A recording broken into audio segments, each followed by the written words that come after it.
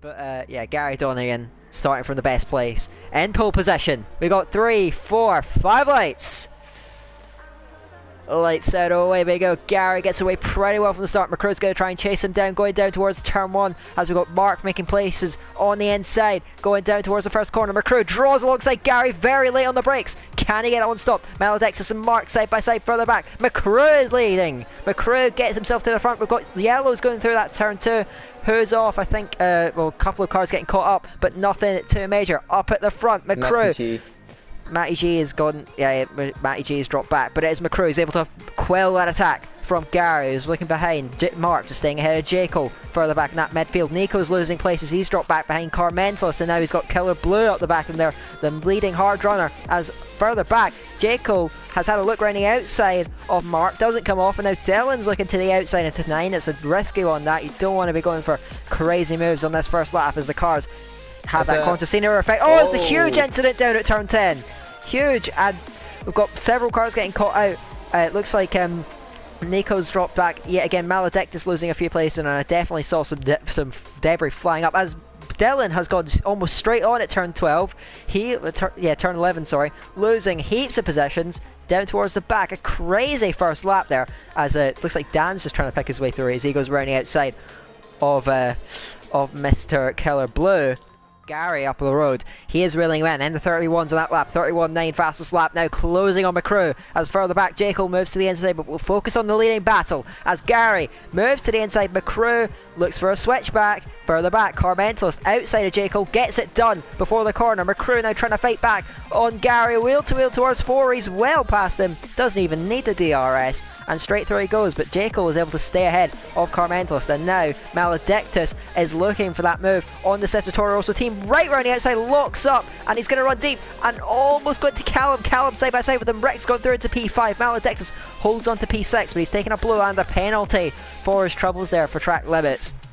Sorry to interrupt you, but Gary has sent it down the inside of McCrew. He's running a bit deep. McCrew's going to look for that switch, but Yellows in sector 3 as Rick finds that move for the podium on Jekyll. He's got a chance of trying to break away now as McCrew darts in the slipstream of Gary. Inside or outside? It's going to be outside there. Trying to outdrive him from the outside. No, doesn't quite happen. Gary retakes the lead after losing it at that start. And Rick holds off Jekyll into turn 4. Now he's got a real chance of breaking away and setting himself apart in this battle for P3. Rick looking very good early on in this race in the podium positions now.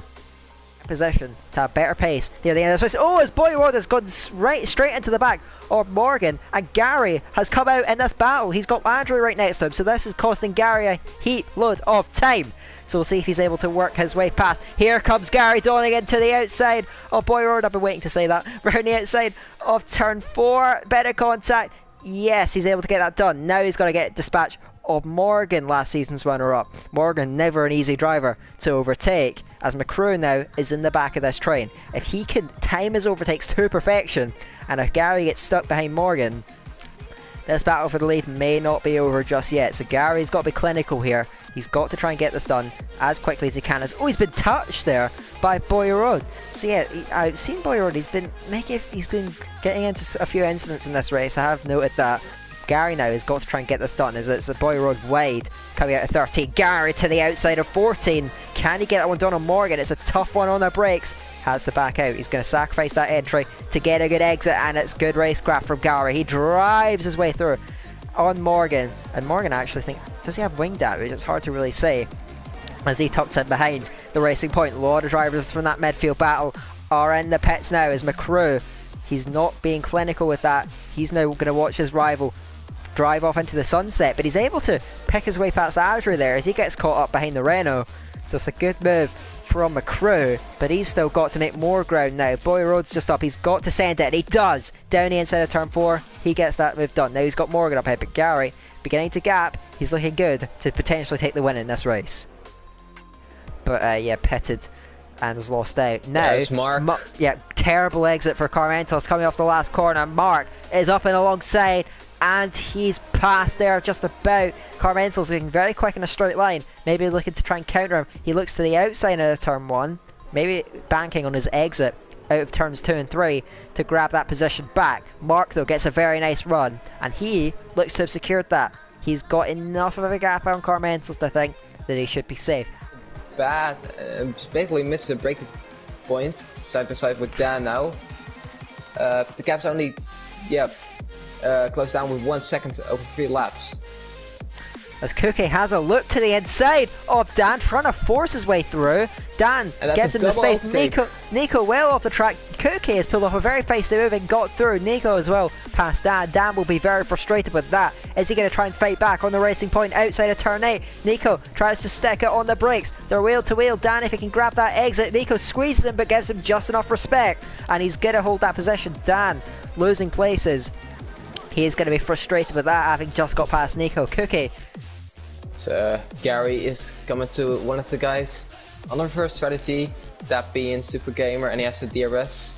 Super Gamer goes defensive though, but I think Gary should get this easily, and it looks like he does. Don't overshoot the corner and you're fine. Is it? Yeah. Oh, he's run a bit deep though. We'll see if Super Gamer fancies a cutback on the net leader. He does. Here comes Super Gamer to the inside of Gary. Gary's got a safe lead. He's not going to take any risks. I say that he turns in quite aggressively on Super Gamer. Super Gamer might have held it though. Gary off the track, and off the Alfa Romeo has just fought back on Gary. Who has the audacity to do that? I mean, it's fair play. You know, he's not as if he's lapped. He's got every right to do so. Gary's going to be frustrated with that. Super Gamer holds off Gary there. And that's further back though, Callum now under increasing pressure from Cookie Games. The Slovenian in the slipstream there pulls towards the inside. We've got Boyrod, he's out of the race though, but down towards turn 1. It's Cookie Games. Inside of Callum, can he get it stopped? Yes he can. The Renault's going to try and stick it round the outside and get that inside for turn 2. Better contact, but Cookie is through.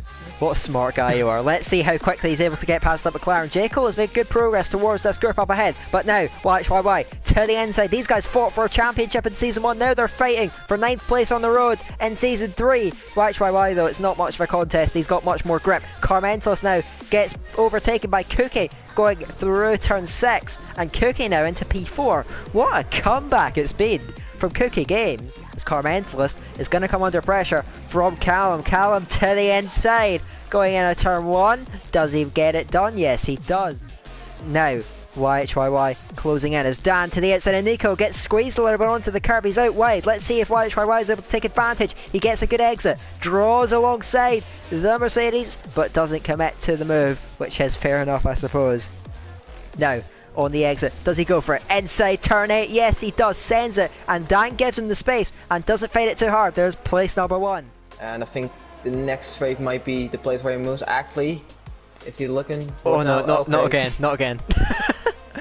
Oh dear. Well, they're side by side, or should I say inside, down the main straight. Okay, they've reattached themselves. Meanwhile, Callum's going to come under pressure once again for Carmentos. Carmentos switches to the inside on the brakes. Does he get it done? Callum sends it back on him. Tight on the brakes as there's some action going on behind them, shall we say. Oh, as Callum gets a bit out of shape. Watch YY off the track in avoidance there, and he jumps back behind Nico. This is Nico's chance to make some progress now. He looks to the inside of Callum, late on the brakes. Just, gets turned in on slightly. And on my screen, I don't know if YY's got damage from all that.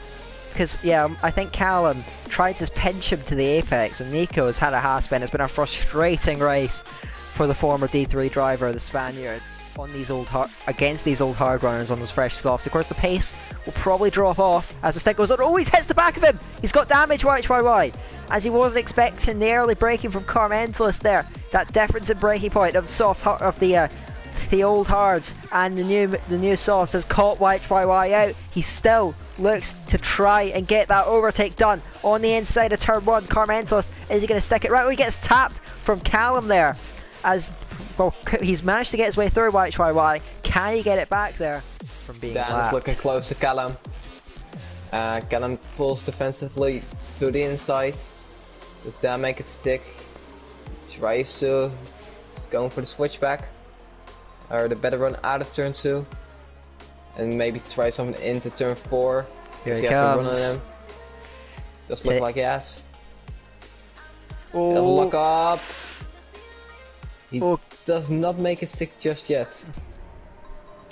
Yeah, Callum, I've noticed there, he likes to pinch cars tight. He doesn't like cars on his inside. He's going to try and make it as difficult as possible. Jekyll, looking very feisty in the background. He's still got all that ERS. You can use it, Jekyll. Come on.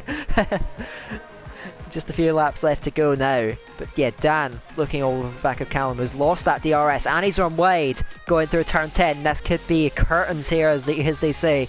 To the outside now. LRT Dan draws alongside Callum. Can he get it done on the brakes? Callum tries to stick it side by side. He's on the curb and now trying to look for that traction on the way out there. Dan holds it round the outside and now they're going to go wheel to wheel through 12. Dangerous corner at high speed. Do they keep it? Yes, they do. Space is left by Dan. Callum picks up an unfortunate penalty as he gets forced off going through 13 and loses it on the gravel. And round goes Callum. Oh, I don't know what happened. There was just the tiniest bit of contact. I don't think Dan was really at fault for that, but it just sent Callum into that spin. So unlucky. He's held his own against these guys the whole race. So I think he may just keep the championship lead after this race. But now Mark on the back of Nico. Nico moves towards the inside, but I don't think he's got a prayer. To the inside goes LoE Mark, and he's straight through on the straight into P10. There's an outside chance of getting Super Gamer. We'll see. And this is where the fun's going to start. Going on to the final lap of the Bahrain Grand Prix, we have, at the moment, a four-way fight for P5 on the road. As YHYY knows the danger, covers the inside towards turn 1. Carmentos to the outside going towards turn 1. Can he get it done on the brakes? YHYY is very deep going into the corner. Can he get it stopped in time? He runs wide onto the curb. Carmentos is through. He's on the curb again at turn 2. Dan's going to have a look, and he's going to look to get through now. But thankfully, YHYY has got that slipstream, but I'm not sure if it's going to be enough. As Jaco has a look to the inside going into 4. Round the outside, YHYY trying to hold it against Dan. He's got that, still got some grip left in those tyres. Jaco now to the outside of turn 6. Oh, Dan, can he pull that one off? They're still side by side into turn 7. What a move from Jaco. He gets through up ahead of LRT Dan. Wow, that was spectacular. Spectacular move indeed from LRT Jaco, and maybe he can get white. Yeah, I can't even speak anymore. I'm sorry. This is just too much action at the moment, as Dan is looking close to Jaco once again. So, Jaco goes a bit defensive. Dan doesn't make a move there. I'm gonna cut you off there because Gary Donegan, he's driven an impervious race. He's up to the line, he's already leaving. Gary Donegan in his first ever LoE victory. He takes it from McCrew. He's gonna fend off Rick to the line. Rick and comes through NP3 and Cookie Games with an incredible comeback drive to 4th. As now up towards the line, YHYY looks like he's going to keep P6. Carmentos, good drive from P5. We'll see how the penalties take shape. And Carmentos, you've mentioned that penalty, he drops to 8th. YHYY, congrats to Bree for getting that one right. With the YHYY's finishing position. Unlucky to Carmentos there. Jaco gets 6th with that incredible move on Dan in the final lap. Carmentos, Super Gamer, Mark, Nico and Adri round out the points finishers. As to the line, we've got a battle even now. Dylan is going to see it out just in front of Dylan, as both these guys weaving quite excessively on the run to the line as Morgan crashes over the line.